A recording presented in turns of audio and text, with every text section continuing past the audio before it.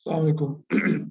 बहुत से लोग आजकल पॉजिटिव साइकोलॉजी के बारे में बात कर रहे हैं और ऑल्दो ये टॉपिक काफ़ी काफ़ी पुराना है। However, पाकिस्तान में पॉजिटिव साइकोलॉजी के बारे में बात रिसेंट पास्ट में ज़्यादा होनी शुरू हुई और मुझे खुशी है इस बात की कि एटलीस्ट लोग इसके बारे में सोच रहे हैं। इसके बहुत सारे नाम हैं। Mindfulness is a part of positive psychology, interoception, कुछ लोग इसको गाइडेड मेडिटेशन के नाम पे भी प्रैक्टिस करते हैं।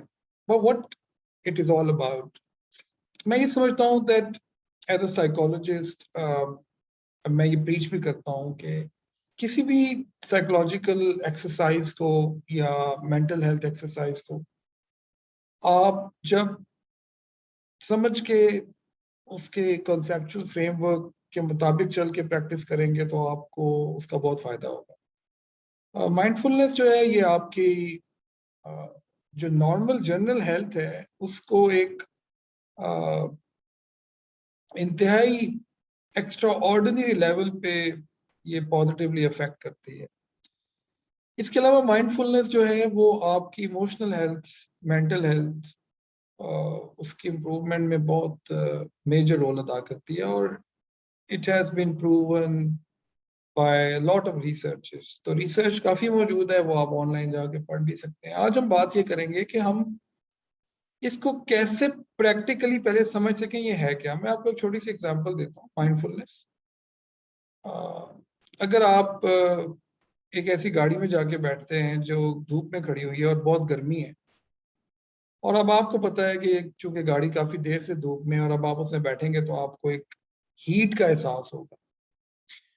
जब आप माइंडफुलनेस के साथ ट्रेनिंग ले लेते हैं या आपको माइंडफुलनेस की समझ आ जाती है तो you will start to feel that while you are going into that car, you open the door. So what you do कि आप उस वक्त उस तमाम एनर्जी को जो आपके इर्द गिर्द है, चाहे वो हीट की सूरत में है, चाहे वो एक्सट्रीम कोल्ड की सूरत में है, you just take a deep breath and you try to become part of that energy. So instead ये कि वो एनर्जी एक आउटसाइडर है और वो आपको अफेक्ट कर रही है negatively, you become the extension of that energy. You become the extension of the present moment. It gives you an immense amount of control on things around. So next time when you go into the car and you take a deep breath and just try to feel that very heat which is coming, and you will be surprised that the effect, the emotional effect of discomfort, the emotional effect of uneasiness will be reduced to a great extent. बहुत कम हो जाए। Okay, ये मैंने आपको एक example दिया। Now let me also give you some example कि why it happens to us. आम तौर पे हम अपनी लाइफ में जब चीजों के साथ, लोगों के साथ, इमोशंस के साथ डील कर रहे होते हैं तो हम पूरी तरह प्रेजेंट मोमेंट में नहीं होते। हम जैसे कुछ और करते करते एकदम से टकरा जाते हैं उन हालात से, उन इमोशन से। मसलन आप किसी का कॉल आ रही है, फोन उठाते हैं, you may not be fully prepared and mindful that what is going to be the conversation, and sometimes while we are not fully ready हम उसको handle नहीं कर सकते। It could be a text message, it could be a conversation, it could be another traffic problem that you have. ये कोई अनहोनी सी, कोई छोटी सी नॉइज हो सकती है जो आपको बैठे हुए डिस्टर्ब कर, बिकॉज वो किस चीज को डिस्टर्ब कर रही है, वो आपके प्रेजेंट को डिस्टर्ब नहीं कर रही, वो असल में नॉइज प्रेजेंट की है, आप उस वक्त या फ्यूचर में है या पास में। तो ये जो फर्क है फासलों का जो हमारी सोचों में और प्रेजेंट मोमेंट में है, ये हमारी बहुत सारी साइकोलॉजिकल डिसऑर्डर्स का बायस बनता है। सो माइंडफुलनेस क्या करती है कि वो आपको प्रेजेंट मोमेंट में ले आती है। Now is it possible to remain all the time in the present moment? ये भी सुन लीजिए। Ideally speaking it should be, लेकिन अब ऐसा नहीं हो सकता। क्यों? क्योंकि जब तक टेक्नोलॉजी नहीं आई थी, जब तक टीवी नहीं था, जब तक मोबाइल नहीं था, जब तक गैजेट्स नहीं थी, तो इंसान अगर वो किसी गांव में रहता था, अगर वो किसी कस्बे में रहता था, वो जिस घर में रहता था उसके पास کسی قسم کی امیجنیشن کے لیے کوئی چیز نہیں تھی سوائے کتاب کے یا ریڈیو کی خبروں کے، تو وہ اپنے پورے دن میں عام طور پہ یا تو پریزنٹ میں رہتا تھا، یا اگر وہ پریشان ہوتا تھا تو وہ پریشانی اس کی زندگی کا حصہ تھی، جیسے وہ کانشیسلی اس پریشانی کی طرف جاتا تھا. جیسے اگر آپ ایک صوفے پہ بیٹھے ہو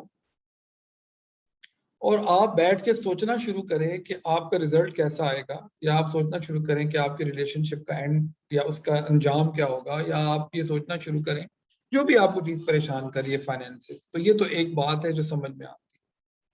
لیکن جب آپ کام کچھ کر رہے ہو، مثلاً آپ گاڑی چلا رہے ہیں، آپ کچن میں کام کر رہی ہیں، آپ کچھ لکھ رہے ہیں، آپ کمپیوٹر پہ کام کر رہے ہیں، آپ ہوں پریزنٹ میں، لیکن سب کانشیسلی انکانشیسلی آپ کا دماغ پاسٹ یا فیوچر میں ہے.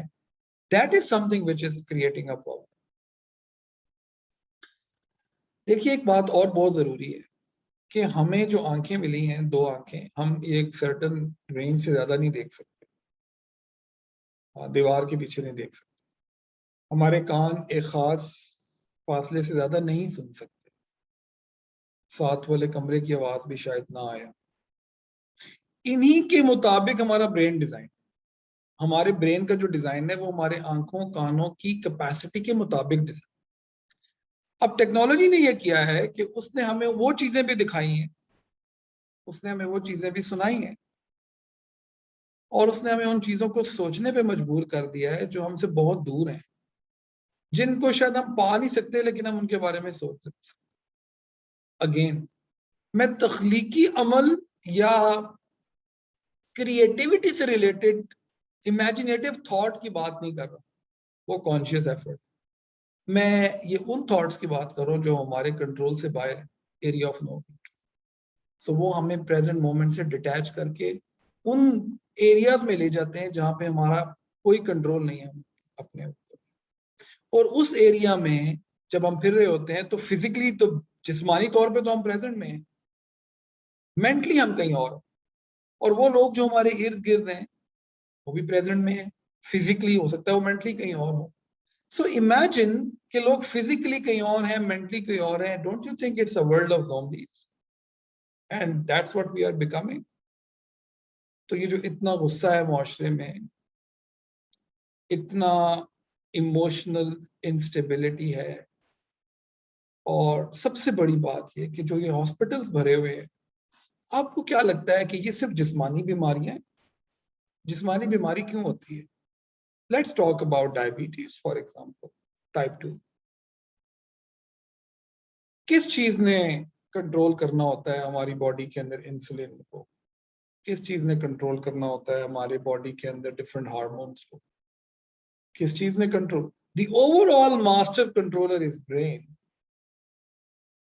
And if brain is overtasked, tired and fatigued, I'm sorry, میں چیزوں کو اوور سمپلیفائی کر رہا ہوں. I'm not offending the medical professional people from various disciplines.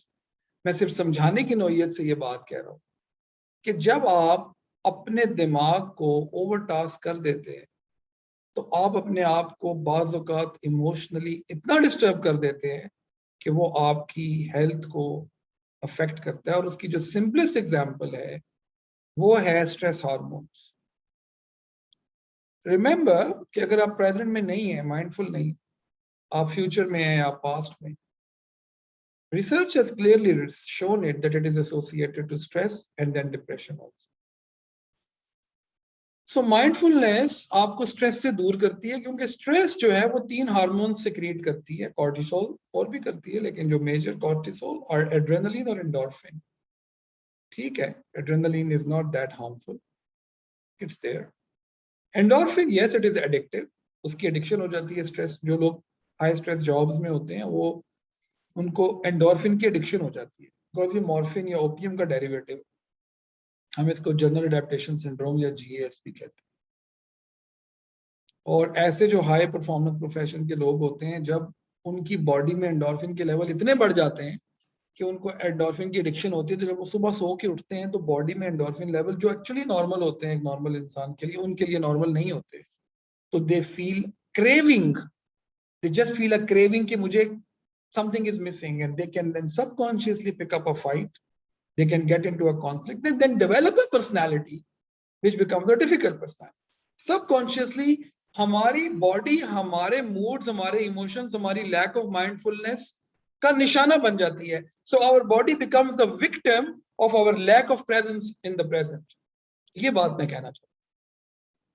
And this linkages of stress with other diseases is not a new idea. Everybody knows about it. So what I want to say here today and conclude my talk is that in the next talk, we'll talk about how do we actually practice mindfulness. It's very, very easy. It's very effective. और जब मैं ये कह रहा हूँ, it's very easy and very effective. Take my words because मैं इसका trainer हूँ और मैं बहुत सारे disciplines, बहुत सारी professions के लोगों को train करता हूँ on mindfulness. And they reported कि हम जब mindful moment पे नहीं होते, we are a different person. We are more anxious, we are more distressed, we are more stressed, we are more forgetful. भूलते हैं हम चीजों को, हम काम नहीं होते. लेकिन हम जितना mindfulness practice करते हैं, तो जैसे बॉडी बिल्डिंग में बॉडी मसल्स बनते हैं, ऐसे ही mindfulness डेली 4-5 मिनट प्रैक्टिस करने से आपका मेंटल मसल बनता है, आपकी मेमोरी अच्छी हो जाती है, आपकी पढ़ाई बेहतर हो जाती है, आपके रिश्ते बेहतर हो जाते हैं, आपको गुस्सा कम आता है, आपकी लड़ाई कम होती है, आप परेशान कम रहते हैं. मैं शायद इसको किसी स्टेज पे जाके उन लोगों के लिए सिर्फ रिलीजन से भी कनेक्ट करूंगा जो रिलीजियस हैं, लेकिन मैं इसको सिर्फ और सिर्फ रिलीजन से इसलिए कनेक्ट नहीं करता क्योंकि ऐसे बहुत से लोग हैं जो due to some reason religion practice नहीं कर रहे हो, और ये उनकी अपनी एक जिंदगी की चॉइस है. पर जो लोग जो रिलीजन को प्रैक्टिस करते हैं उनके लिए माइंडफुलनेस और भी ज्यादा जरूरी इसलिए है क्योंकि एक्चुअली वो जो एक्टिविटी कर रहे होते हैं इबादत की सूरत में, वो माइंडफुलनेस बेस्ड होनी चाहिए, और अगर वो माइंडफुलनेस बेस्ड नहीं है तो उसका वो असर नहीं होगा हम पे जो होना चाहिए. इस पे हम इंशाल्लाह बात करें. Thank you very much. ख्याल रखिए.